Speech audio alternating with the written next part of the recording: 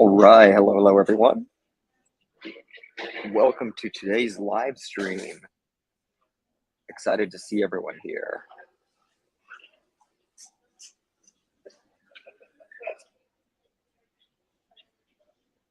So let's see what we have here. I see we have Lead Course 101. Nice. Abdul, nice to see you too.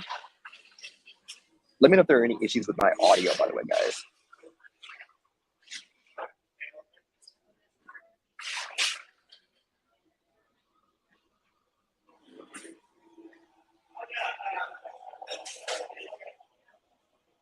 Yeah, let me know if there are any issues with my audio at all, and we can get those corrected. So I'm not seeing any comments. I'm not exactly sure if you guys can hear me. Okay, there we go. Sweet. All right, guys. So yeah, how are you guys? How's everyone doing? My name is Shashank. I'm a senior data analyst. And on this live stream, I answer any questions you might have about the world of analytics. On this live stream, I also plan on answering any questions you guys might have about a bootcamp I'm launching next month. So actually, I should probably put a link to that bootcamp in the video description. I just realized that.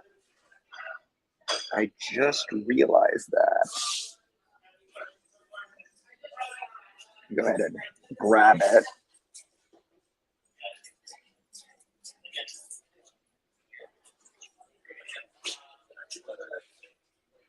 All right, so it is now in the description of the video. Sweet, but yeah, what's everyone up to? Do you guys have any questions about the world of analytics?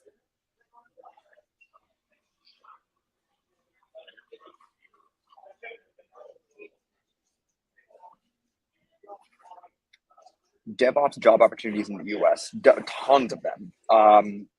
So not quite DevOps, but if you're interested in ML Ops, there's a video I put out recently. So not my last one, but the one before that, where I actually have an ML Ops engineer talk about her job a little bit. So I recommend watching that video if you're interested in ML Ops, which is kind of this combination of DevOps and ML engineer.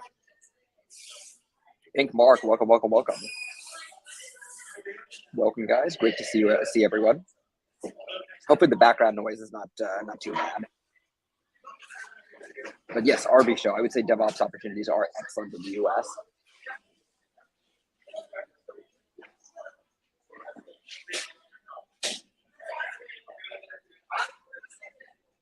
Of course. Thanks for joining in. All right, looks like we have more people streaming in now. Let's go ahead and see what else people might have questions about.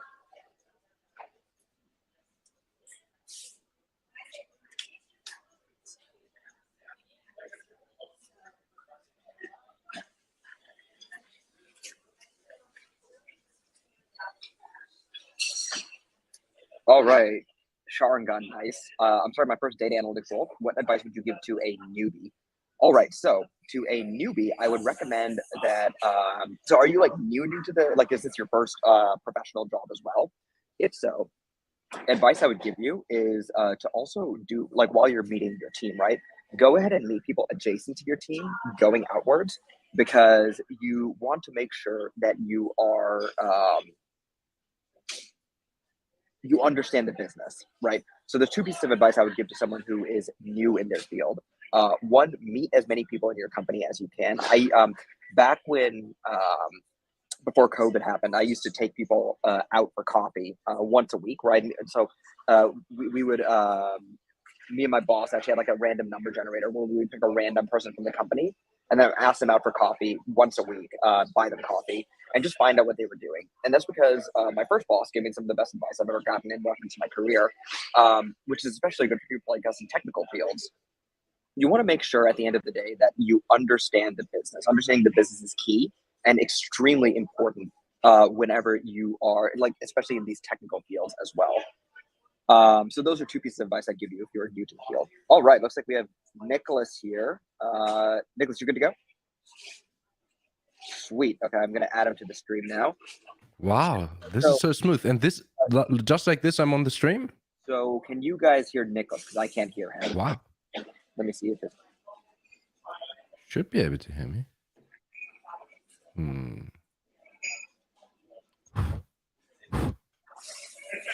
See, my audio is up. So it should be fine. Okay, so they're able to hear you, but for some reason I can't hear you. So All trying right. to see how we can fix that, because that would be a really awkward conversation. Yeah, because it would be delayed. Yeah, but there must be something on your end, right? Because so the website is telling me everything's fine with my microphone. That is really odd. So yeah, I have Actually, absolutely I no just idea what you're replied to saying him right and now. he doesn't hear me. So hi How chat. about Anyway, this? 1 second. let me pull up Shashank's stream and see so I can interact with the chat. Oh, is it here? Interesting StreamYard.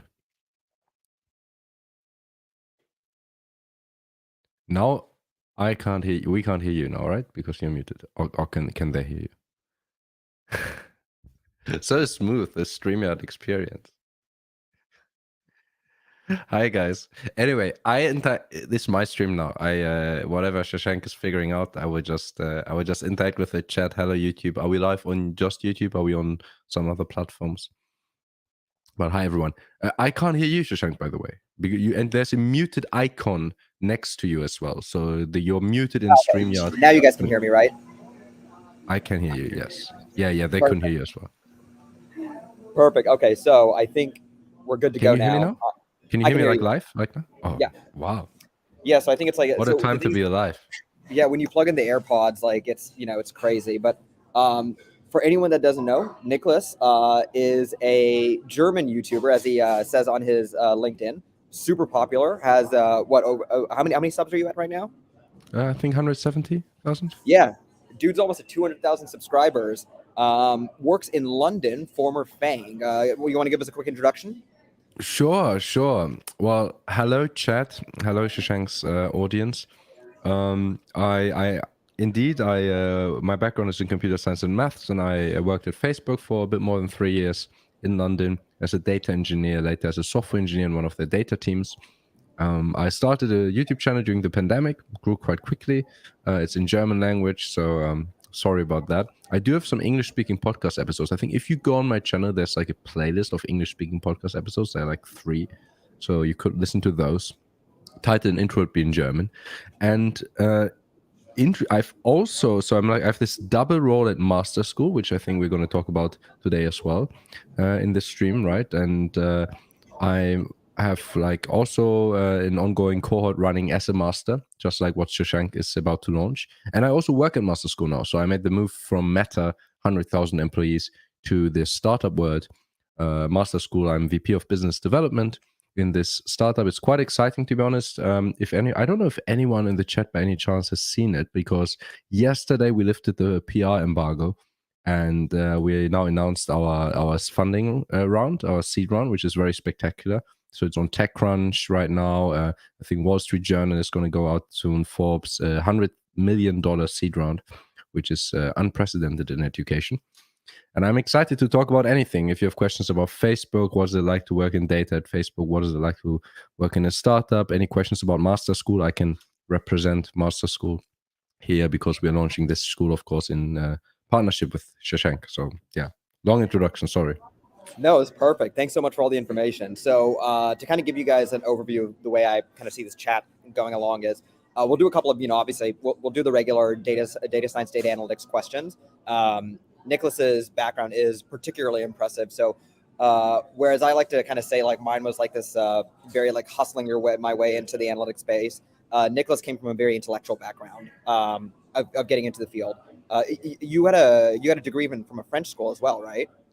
Yeah, so my background is I studied for a long time because I really enjoyed it. I thought university was a great time, so I stretched it as far and as long as possible.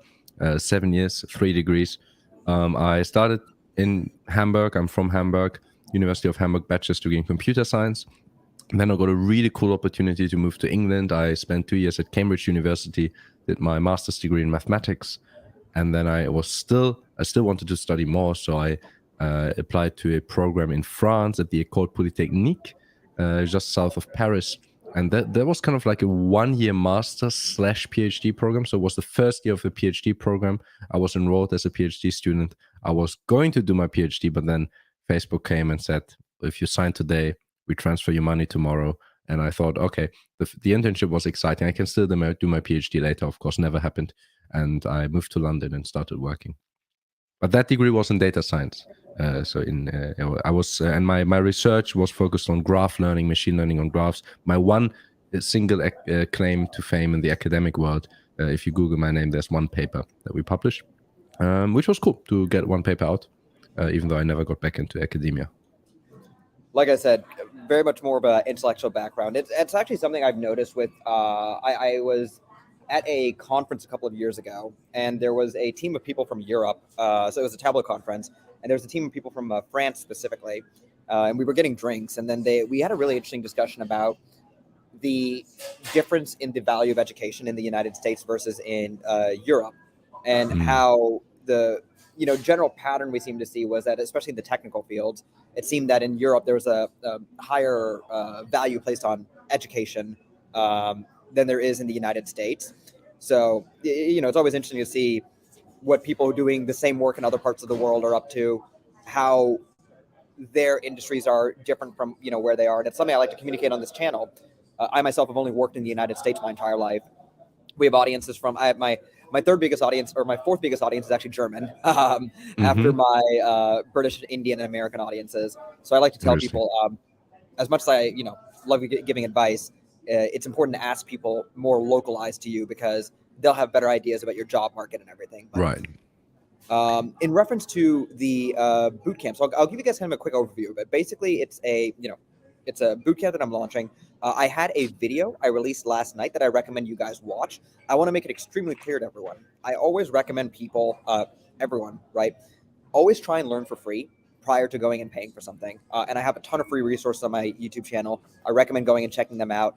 But what really got me into this idea of starting the bootcamp is that I know that different people learn in different ways, and some people either don't have the time to structure out this entire learning curriculum for themselves and then grind it out day after day. I was able to break into the industry because I lived at my parents' house, and so there's a lot of adult responsibilities that were removed from me. Anyone else that comes from a more traditional Asian household, you might be aware of what I'm talking about, of parents kind of just doing everything, even when you're in your mid-20s. But because I didn't have to do those responsibilities, it was easy for me to kind of just sit all day and study until I finally got into the industry. But I know some people, the structured learning environment of a college classroom or a boot camp is a lot better for them, and I wanted to provide that service for the people who that makes the most sense for. And the thing that I especially respect about the master school program is that outside of the $250 registration fee, you don't pay a single cent to the school, me, no one, until you get a job making at least $50,000 or more, which aligns all of our incentives. I mean, obviously, you pay the $250, but the value you'll be getting from the $250 is nothing compared to if you can afford it. We want Sorry? that if you can afford it. If someone generally can't afford it, we will make concessions, of course. And we have a couple of questions. I've seen people ask if they're from India, if they can sign up for the bootcamp. I recommend registering. We will take a couple of people here and there, under consideration. The idea is, this isn't luckily this isn't just a pure profit-making enterprise. That's another thing I really like when I talk to Nicholas. Obviously, it's a business. The goal is to make a profit. But they were surprisingly open to the idea of taking on a couple of students, Nicholas, let me know if I'm speaking out of turn, but tuition free for a few people, correct? Yeah, so there's, the thing is always that, of course, we have a very international audience. And the tricky part is that Master School as a company is based in expensive countries, so to speak, right? So United States, Israel, Germany, in terms of employee base. That means we charge a relatively fixed tuition fee of $15,000. Now, $15,000 as a tuition fee, especially since you pay it through your salary, is fine in the United States. But for example, for many of our African viewers or students, and even for some Indian viewers, it might be quite hard to even get a job that pays enough to ever pay us back. So whenever we accept students from a country where it's unrealistic to get a job that pays enough to ever pay back the tuition fee, we are doing work that is not profitable, that doesn't cover our costs, which is fine, and we do it to some extent because we have a social mission, a very strong social mission as a company. But of course, we couldn't take everyone for example, from African countries, because then we would have to think much more deeply how to scale our operation and reduce our own costs. Because at the moment we need those $15,000 back from most of the students to be able to support the next generation of students. Right. So there's a specific question over here from Kadi. Can students from India join the bootcamp? Yes. After completing the course, you will help them get any remote jobs. I would say that's a big maybe, because I mean, there's a whole visa. Like you can't just get a job in the United States, even if it's remote, without and be paid an American salary without a visa. So I would say that definitely, an effort will be made, but there's no guarantee of that if you don't have work authorization to work in a specific country you want to get a visa in, right? If generally, my sentiment is that at master school, it is of course an advantage if you work in a country that we have very good support for. If a student is extremely talented, then we would go to crazy extents to support them in whatever we can, right? And we don't care so much where they're from. Well, we help with visa, whatever. If we feel like, oh, there's this person, they'll be like the most amazing data analysts, and this program could really kind of get them into the sphere, and they will do amazing things. We will support it 100%, and we have this comfortable situation being a well-funded startup with a social mission. That we don't have to look for every student, like what's the financial return on every student, but the bar would be higher probably in terms of the capabilities of the people. Sweet. Well, there you go. You guys heard it directly from Nicholas himself. So if you are interested, there's a link in the description below. Obviously, feel free to leave any comments and questions you have about that. And if you have any questions about just analytics and data science in general, feel free to let us know. Nicholas, so quick question. You don't need work authorization to work in the UK, right? Because of the whole EU thing, or does it not work like that anymore? Yeah, I mean, you needed something like a visa. You need a special status. I actually coincidentally today received my permanent settlement status. So I'm now I've indefinite leave to remain in the UK. I could leave for a few years. I could come back. I never have requested again, which is something I should have requested earlier, I realized. Because now I have to wait 1 year to also apply for naturalization, which I'm intending to do, even though I'm not really planning to stay in the UK forever, but it's nice to have a second passport. But so I've lived here for many years, and then, yeah, that's totally fine. I mean, UK and Europe, of course, is trickier than it used to be because of the Brexit, but it's still relatively easy. Nice. And the reason I asked that question, right, is because sometimes people like to ask questions about working in the United Kingdom or in Europe. So but I know being from Germany, it's different than, like, say, if someone came from India, or, I mean, even the United States, quite honestly, to go work in the UK. Like, I don't think I could just up and work in the UK because, there's no direct deal over there. But let's see what other questions we might have.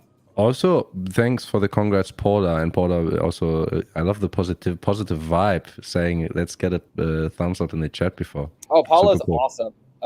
Easily one of the best supporters of the channel here. Paula, Weeb Course, they've been here since basically day. Paula, how long have you been on the channel? Like, do you remember what the subscriber count was when you joined? All right, LI1190. Hi, I'm already studied up on Python and some SQL through DataQuest.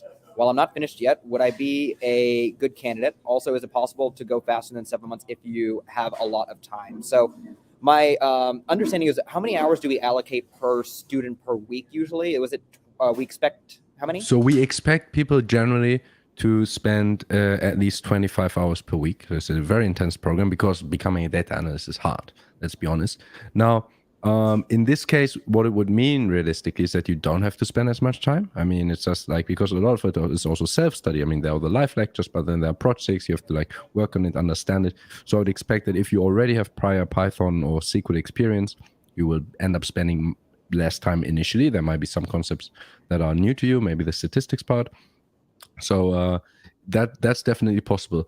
Sometimes people do find a job early and drop out of the program happily and say, okay, you know what, after a few months I found a job, and that's fine. The program is designed in a way that after the program, we have the whole career acceleration, and where we actively help you find a job, right? So it's that you couldn't kind of say, oh, I want to do the career acceleration part now after a few months, because it's a code-based program, and the way we plan resources is like you kind of have to go with the pace of 7 months. Of course, well, if you find a job earlier than that, you want to drop out, congratulations. In the end, whatever makes you happy, and the goal is to get you guys into tech careers. I would expect, depending on your talent and background, you might spend less time, you might spend more time. Of course, also, I mean, math is hard and data analytics is hard. So if someone in the chat was writing right now, I can dedicate like 50 to 60 hours a week, fantastic. I mean, don't feel like, oh, this is the program, this is what I should be spending. The real world doesn't care about the certificates and how much time you should be spending, what exercises you completed and projects. And we always have more content for people who get done, who are done quickly. So we have the content that we require people to complete. And then if you come to this guidance team and say, look, I'm done with everything, there will be more, always. There's not going to be a scenario where you'll be like, you did everything, we're like, oh, we don't have any new tasks for you. Easy. All right, good stuff. Here is an interesting question that I think Nicholas might be specifically geared to answer. So someone is asking, how much does a data analyst earn in the UK per year? So the answer I usually give is, so for me, working in Dallas, Texas, I started off making $55,000 US dollars per year as a data analyst.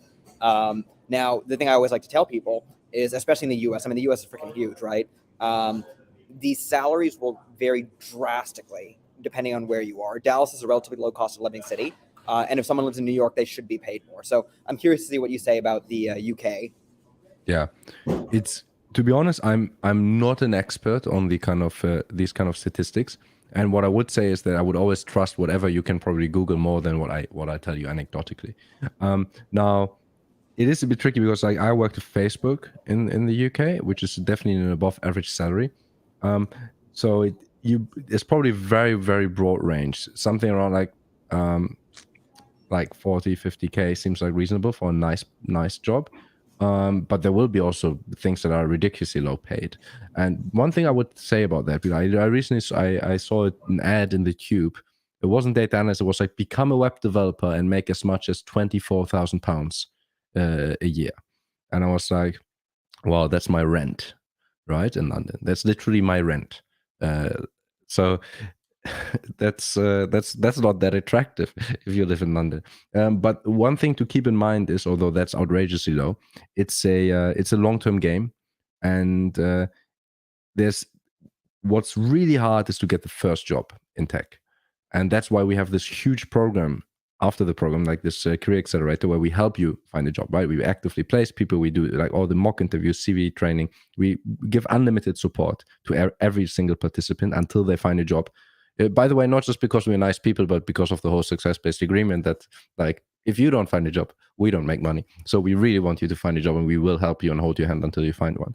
Also, I would say we get paid 10% of your salary. So it's not just about finding you that minimum 50K job, right? If you make more, we get paid back faster. So sure.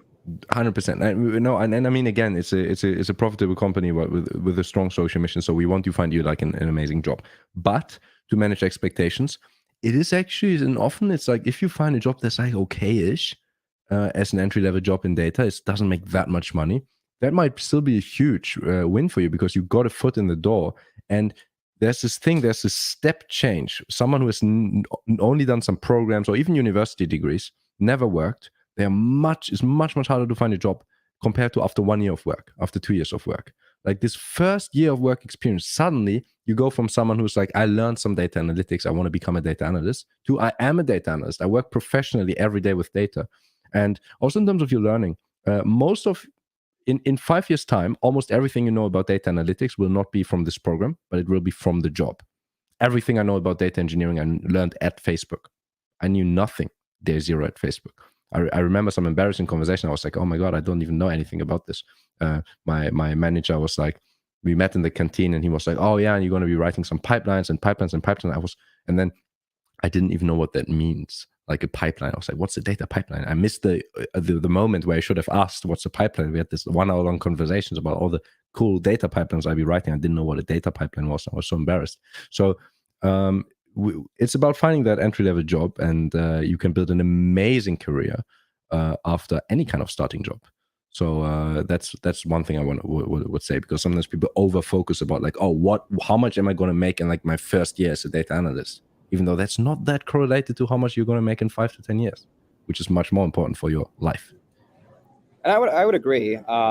It's about that balance, right? Because on one hand, yes, I think what Nicholas said is correct. What he also said earlier, we're not trying to get you a $24,000 a year job. Like, you know, we you need to be making more than that for us to justifiably charge you that much. And you know, wouldn't pay back. You wouldn't pay back the tuition fee if you only make that much anyway. I would also say, for, you know, kind of just going through my salary journey, right? So I won't reveal my current salary because I think I signed an NDA related to it or something. I don't know. My company was, they said something about it. Long story short, I have multiple X my salary in about 3 years. And the reason I bring that up, right, is like Nicholas said, the starting salary you make does not define what you'll make even in 3 years' time with enough hustling and movement and willingness to learn and promotions. And especially because I was talking to someone yesterday, right? And they made this, we were talking about software engineering and stuff. And they were like, oh, yeah, just the United States is short 500,000 software engineers. That number obviously is not the same for data analysts, but it translates quite closely where we are short a very large number of data analysts in the United States. So the opportunities to get into this field are quite high. And the pay has to be, the pay for what I call skilled data analysts is quite high. And the reason I say that, right, is because there are unfortunately companies that pay, like we had a person on the channel who lived in New York and was being paid $40K a year as a data analyst, which I'm like, I don't even know how you know, like it was like proper New York. It wasn't like, you know, New York State somewhere in upstate. It was like the city. So, you know, luckily the industry has a ton of opportunity, which I think is really important whenever you decide, am I going to put down money for something like this? You know, look at the opportunity in your area and, you know, we have every incentive to get you into a good one. Let's see. We have another interesting question. Go ahead. I was just going to say that I'm also, if people like this topic, I'm comfortable sharing my Facebook salary. It's no problem. Since, I don't know, there's no enforceable NDA at least that they sometimes claim that it's part of the NDA, but that will never pass in front of a court. Yeah, there's also like, what do you call it? The cool thing about FANG companies is salaries are almost public at this point. If you say what level someone is, like if you say someone's like an E5, then you know they're making at least in the US, an E5 SWE is like 300 plus TC. So I think it's even a bit more. Yeah, totally. Yeah. So like for, you know, anyone because in England, that would sound really like it's it can get crazy also because it's not just the level. It is also the longer you stay, the more your vesting periods stack up of your stocks, right? So since our stocks vest over 4 years time at Facebook, we every year for the first 4 years you have a strong step change, and then there's a big difference between someone who just got promoted to E5 or someone who has been in E5 for 4 years because they have 4, but then the full vesting stack. I don't know if that's maybe too technical or some people, but it's like technicalities, okay? Like through this whole, like you get paid some big proportion of your salary in stocks and Facebook shares. So stock you will are insane. Yeah. And if you join Facebook right now, right, my understanding is the way they do it, it's the stock is done at a cash value. So it's like how many stocks can be bought with X $10,000 of cash. So for example, like which get fixed for 4 years. Right, but the big deal about that right now, right, is that the stock crashed. So for anyone that's joining right now, if you believe that the stock will go up in value, I mean, you know, that it's hugely beneficial to join now. Yeah. So if you join now, then you will get a stock grant for the next 4 years, and then this will vest after there's like a 1 year cliff, and then it vests every quarter. And for the next 4 years, if the stock goes up, your salary goes up. So your salary is literally linked to the Facebook stock price, right? Because initially it gets fixed for a 4 year period. You get this many shares every quarter. So if the price goes up. So since people asked about salary, so this is UK, US is higher. My salary at Facebook was about $100,000 US dollars. I'm converting it to begin with. Within like a year and a half, it was around $200,000. And in the end, after a bit more than 3 years, it was around $300,000. So it's a very comfortable salary. of course, one of the highest paying companies in the industry, and you cannot expect it from a random data analytics or software engineering or whatever position. But it shows a nice ceiling, right? That there's a lot to be gained, and then people working for 5 to 10 years, much longer, having like a career in FAANG, you easily goes north of $500,000. So they are very, very, very well paying jobs for sure. Great industry to be in. So Nicholas, so speaking of German viewers, Onion, I found out that the bee looking thing is it's like Onion Weiss, I believe. It has a question. Hi guys, I've got a question for Nicholas. Do you have any insight on master's degrees for data science in the UK? I will start a second bachelor's in Wirtschaft Informatik this year. Which means it's kind of like 50% Wirtschaftsinformatik is 50% computer science, 50% economics. It's like computer science and economics, applied informatics, whatever. So I will start a second bachelor's this year. Do you have any? I mean, I don't have a kind of a particular data science program in the UK that I've attended, so I wouldn't know. The cool thing is that most master's degrees in the UK are 1 year, so it's not a huge commitment. It's amazing to live in London. I can recommend that from a lifestyle perspective, and there are a lot of really good, really strong universities. I'm sure that King's College, Imperial College, and these kind of universities in London have great. UCL have amazing data science degrees. Most universities these days have a master's in data science, to be honest. Cambridge University, Oxford, not sure about data science specifically, but any computer science or math program at those universities would be fantastic if you get in for a data science career, obviously. Sweet. All right. So here is an important question. Also, I just want to let everyone know, thank you guys so much for showing up. And it means a lot, to that you guys are supporting the channel, that you guys, showed up to the live streams and, like the work we're doing over here. Unfortunately, we won't be able to get to everyone's questions. I mean, just, because of finite time, infinite questions, but we will try our best to get to as many questions as possible. There is one interesting question over here. How are there already graduates from the program? So the basic design of it is that there are a couple of schools, right? Nicholas runs one, for example. I'm starting mine, right? So Nicholas, I believe you've already had at least one cohort, correct? My cohort is still ongoing. So Okay. it's basically, it can be a bit confusing because Master School has been operating a stealth mode until like literally yesterday when the PR went out. So as a company, we have run bootcamps in the past, which were quite similar, except that we didn't have this one master kind of leading it and giving their own inputs and webinars. But in terms of, because obviously Shashank is not going to teach 25 hours per week or something like that. So that would be unreasonable. But there's the whole master school team with a lot of professional data analysts and who are going to teach as well, and a lot of content we provide. And we have run similar schools in the past as a company. So many of them in collaboration with companies, for example, many in collaboration with the Practicum brand by Yandex. It was called Practicum 100. We had a cohort in Germany. We had multiple cohorts in Israel as well. So there are graduates from master school. There are not yet any graduates, obviously, from Shashank's master school. There are also no graduates yet from my personal master school, but there are about to be a lot of graduates from my master school. So it's currently kind of coming to a finish in my own program. All right. So here is a really good question. How much is when does the bootcamp start and the fee? So one quick thing I would tell everyone, make sure to go watch the last video on my channel. I'll go link it in the description below as well. I go over all of this information, but to have it here for you guys as well. The bootcamp starts next month, and I think the 20th of next month, if I'm not mistaken. And the fee is $15,000 US. Again, not payable until you get a job through us, and even then it's an income share plan. So yeah, so it's a percentage of your salary, and it's not, there's no interest on it. It cuts off after a few years. If you don't find a job, you don't pay. It's not like a loan or something. Yeah. And it's literally you join the program and you only pay tuition fee once you have that job. But again, it requires a lot of commitment. You do need 25 hours plus per week. That's all we ask for. It should be regardless of money, but it's definitely not regardless of commitment.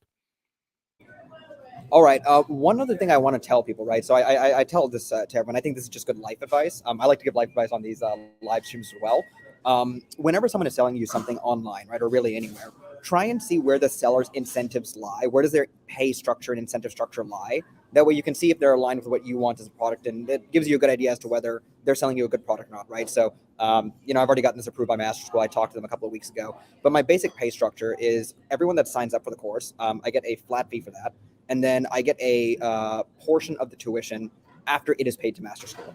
So for the 7 months that we're teaching, outside of that fee that I got for people signing up, I don't get paid until, potentially a year or two out of the course, because people will pay as part of their income share agreement. So I want to make sure that people are aware of what my incentive structure is, and aware that, I don't succeed if you don't succeed. And I'm actually out a lot of, there's huge opportunity cost to me if, for example, you don't succeed. So I have every incentive to make sure you succeed. So that's just good life advice, I think. Always ask people what their payment structure is in relation to things. I think it's just good life advice in general too. Yeah, because there are a lot of bootcamps where you pay up front and then you might get shit training, or even if you get good training, you might not find a job, and then you just down some money. Yeah. All right. So Stephen Nagishi. So Shashank is starting your own analytics, data analytics school under your own brand, or is it still called Master School? So it's still called Master School. And the reason I like that personally, so it's like my Master School, quote unquote, but there's like a bunch of them. The reason I'm personally a big fan of that is because I get a huge support network in the form of Master School too. For example, the 24/7 customer support. I couldn't do that myself. 24 hours of 25 hours a week of dedication. I couldn't do that myself.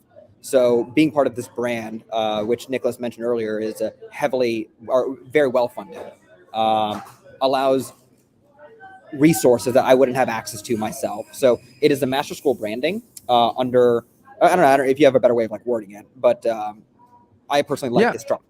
100%. I mean, think about it from the other end, like someone like Shashank or myself. Again, I have this double role. I work at Master School. I'm a partner of Master School. So if you want to launch a bootcamp, which is much more exciting than just making a few videos and teaching just one skill, right? It's like this is a really cool opportunity for us creators to get this like end-to-end thing. Like I was a mentor in the Practicum 100 cohorts, where we already have graduates, right? That was one of the questions. And I'm friends on LinkedIn with some of the people, and I met them when they were like a chef or an English teacher, and now I would see them working as data analysts. Super cool, but impossible to do on your own. You can't, as a random YouTuber, you're not going to launch a program where people get trained 25 hours per week, 7 months, and then they get a career support, and they don't pay anything up front and all of that. So that's why it's quite exciting to have this kind of company where then Shashank can give his inputs in the school, but there's also a lot more of teaching support for sure. There's so many good questions, by the way, in the chat. So amazing. It's crazy. And also, let's be clear, right? So there was this person she was a fitness model, right? And then so she, a couple of years ago, and she tried to launch a customized workout program for like a bunch of different people, right? And completely failed at it, scammed a bunch of people. The reason I'm telling you guys that story is that it's important to also understand that, while I consider myself a good teacher, I'm not an organizational expert. I can't, this is a whole company that someone had, people had to like get together, sit in a room, design over months, over years. And, you don't just get $100 million in funding by putting a bunch of stuff on paper and, shooting in the sky. So I want to make it also very clear that, it works out really well in my favor as well, because I only have so many expertise. Teaching is what I would say is one of them. Creating an entire organization to teach large numbers of people in a one-on-one fashion, that's not one of them, which is why I'm really excited to have the support of an organization like Master School, which has that expertise. All right, so we have an interesting question over here. Well, this one's pretty fast. You may have answered this, but can 9 to 5 workers complete this boot camp? So it's a 25-hour a week commitment. So it's kind of, I would say that's kind of a decision you have to make. It's gonna be difficult, working 65-hour weeks, right? If you work 9 to 5, 40 hours, then another 25 hours, 65 hours a week, right? But it's definitely possible. I've worked 65-hour weeks, for months on end before. If you have the determination, it's totally possible. And I think the program is designed to accommodate people like that as well, is my understanding. 100%. 100%. It depends what you're willing to sacrifice. There were definitely times where I spent 25 hours plus per week on my YouTube channel and also working at Facebook. It was worth it. I didn't have much of a social life. So it depends on your situation. Social lives are overrated. I kid. Well, I would say one of the cool things about starting these YouTube channels, I get to talk to cool people like, Nicholas. It's who again, like I said, had a much more intellectual way of getting into data science than I did, which is just fascinating to, listen to him talk about it. But there's a lot of, when I said the social life is overrated, I was only half joking. There's a lot of social benefits you also receive from working with, spending this extra time working with other people, right? You make friendships with people all around the world, doing different stuff, doing really cool things, and quite frankly, very interesting friends, I'd say. Admin already asked this question before, so I'm just going to quickly reply to it. Your invitation for interview suddenly got cancelled and you weren't invited again. That shouldn't happen in general, of course. So I recommend just reach out. I mean, there should be like email addresses everywhere. I think it's something like hey@masterschool.com. Send an email, reach out. Must be some kind of mistake. If this has been like more than a day, you haven't received a new invitation. Don't just wait. In doubt, be in touch. Send emails. Send 5 emails. Make sure. I'm sure we can sort it out. All right, Steven, great to see you again. Yes, so you're moving in fall. So I don't currently live in Dallas. I live in Seattle, but my family still lives in Dallas. So I will be back every once in a while. I will pre-announce before I go to Dallas. So I will be in Dallas this year from June 1st until like mid-June. So if anyone in Dallas wants to meet up, let me know. I might be able to do a Dallas meetup too. I'll announce it on my channel and let you guys know. All right. What if I failed the assessment? It's actually a great question. And I'm not sure about the answer. I would probably, if I were you, I mean, taking my master school hat off for a moment, I would probably just make a new account with a different email address or something, if there's no option to retake it. All right. What are the prerequisites for joining the course? It's supposed to help people ground up get into the field. Hey, what's up, man? By the way, you're in a Starbucks. I realized that it's pretty late, which is so cool. You're just casually live streaming from a Starbucks. I have it set up at home, but I have an appointment later today. Actually, that was one of my coworkers who I just saw. So, are you literally just speaking into like a phone microphone or like laptop? Laptop microphone. Wow.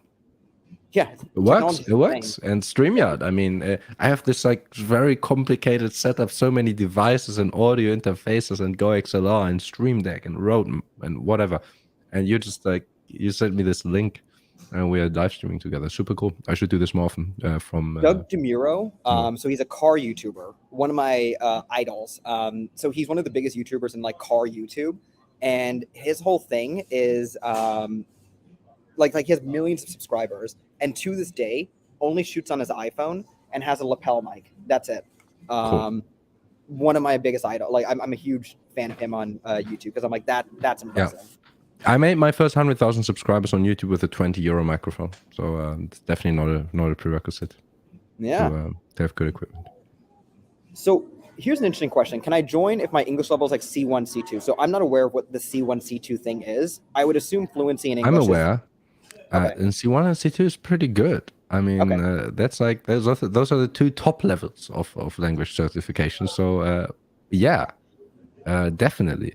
If it said B1, B2, probably still yes, but more challenging. I mean, if you can follow this conversation, you can definitely join. I think it's in doubt. It's actually easier to learn something like data analytics than to have like a casual conversation in a Starbucks for non-native speakers often, because it's like, I don't know, it's like programming and math. And even if you speak in a different language, you probably use a lot of English terms anyway. So if you can follow this live stream, I would have no concerns that you'll be able to succeed in the program from a language point of view. Awesome. All right, guys. So I do have an appointment coming up soon. So we all have time for like one more question. I'm trying to see if there's anything we want to. Okay, here we go. Would a mid-career person looking to change careers or non-IT professional be able to apply and attend 100%? At the end of the day, we're trying to, if you want to break into the world of analytics, and like I said, you've tried the free route, you've tried my resources and everything, and you feel like you do need a boot camp. It's open to everyone, It's perfect, to be honest. It's like I think those are the people who benefit a lot from these kind of things, because you probably don't want to do like another 3 or 4 or 5 year degree. Also, someone asked, what if I get a job in a different industry? So if you don't find a job that's related to where you benefit from your data skills, obviously we're not going to enforce any kind of tuition fee. If you do a data analytics program and then you start working as kind of, you know, like a software engineer, I would probably make an argument that you do benefit from the things you've learned, because it's amazing for a software engineer to have data analytics skills. If you go and work as a construction worker, then I would not consider that a success of the program, and you should not pay us back. All right, guys. So I do apologize. I do have to cut today's live stream a bit short. Let me know if you guys want Nicholas to come back online. Again, this is a fascinating conversation for myself. You know, and it was great to have you on, Nicholas. Any last words you want to leave the chat with?